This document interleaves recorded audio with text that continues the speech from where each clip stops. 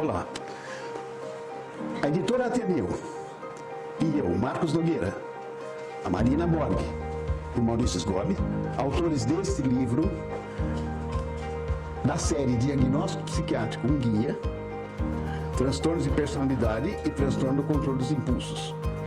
E mais uma vez nos esforçamos para trazer a melhor comunicação visual possível, tornando uma leitura agradável e didática para a compreensão do transtorno de personalidade e controle dos impulsos.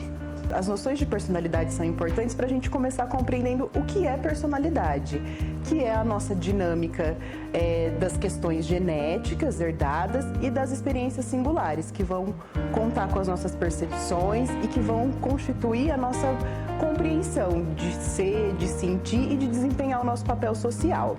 No livro, nas noções de personalidade, a gente traz uma linha cronológica dos estudiosos dos primórdios, dos estudiosos da personalidade, depois das perspectivas teóricas e dos estudiosos mais recentes, como o Caballo e o Cloninger, que foram inspiradores, que contribuíram para a gente nessa obra. O leitor também vai ter a oportunidade de explorar uma investigação dessas características que compõem o temperamento e o caráter e preencher de forma quantitativa essas características que todos nós temos, mas no livro ele vai se aproximar dos desdobramentos dessas características que compõem a nossa personalidade. Impulsividade é a incapacidade do indivíduo em frear os seus desejos, basicamente isso.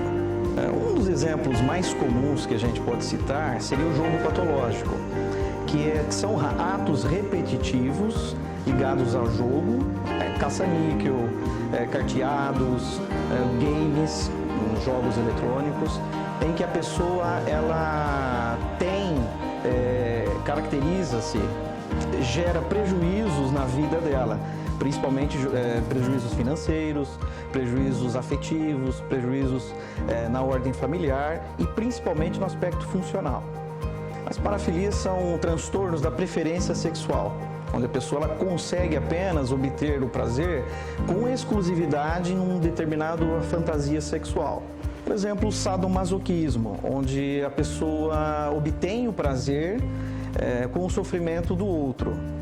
Basicamente, ele consegue ter esse prazer com o sofrimento alheio, né? O transtorno de personalidade é um transtorno quantitativo, ou seja, uma coisa que é para mais ou para menos daquilo que é normal na personalidade. Um ou mais aspectos. Por exemplo, na sua personalidade, você tem uma capacidade de ser empático. No transtorno de personalidade, você tem um momento que você deixa de ser empático. Você vive sem empatia, desde sempre. Então você não sabe o que é ser normal.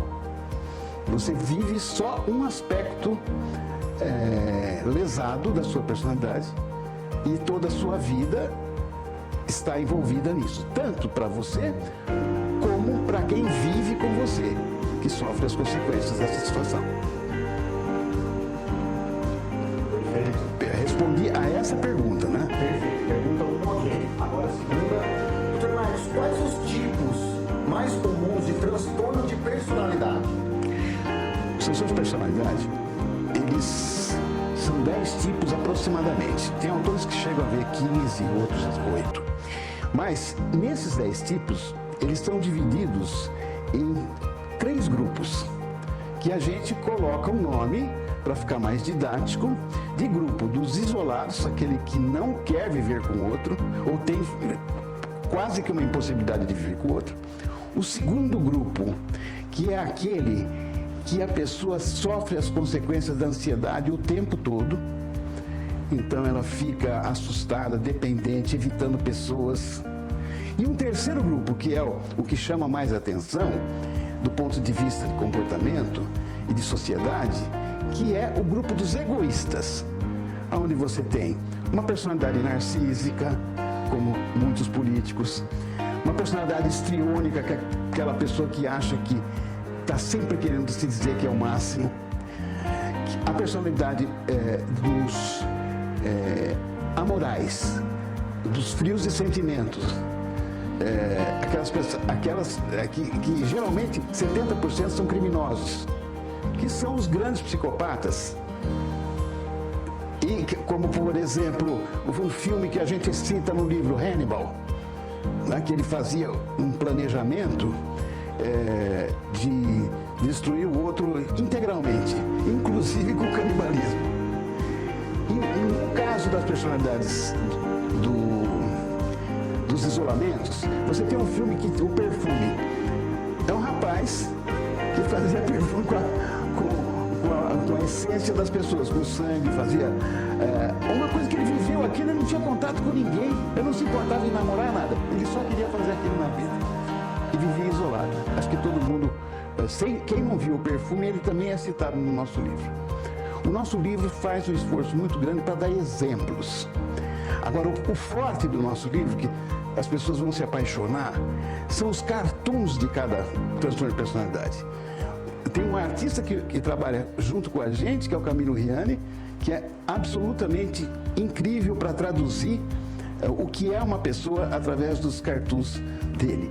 Então, você vai ver, por exemplo, na personalidade narcísica, você vai ver o Trump, a caricatura do Trump, se olhando no espelho e se achando bonito. Entendeu? Então, estas coisas que caracterizam. E o último dos egoístas é um muito conhecido hoje em dia, que chama borderline, que é aquela personalidade difícil, agressiva, aquela que te seduz para depois se destruir. Então, são problemáticos nos relacionamentos, eles não se sentem rejeitados e abandonados por todo mundo, e tem as consequências que estudaremos profundamente no livro, com todas as suas características, questionários, tudo isso.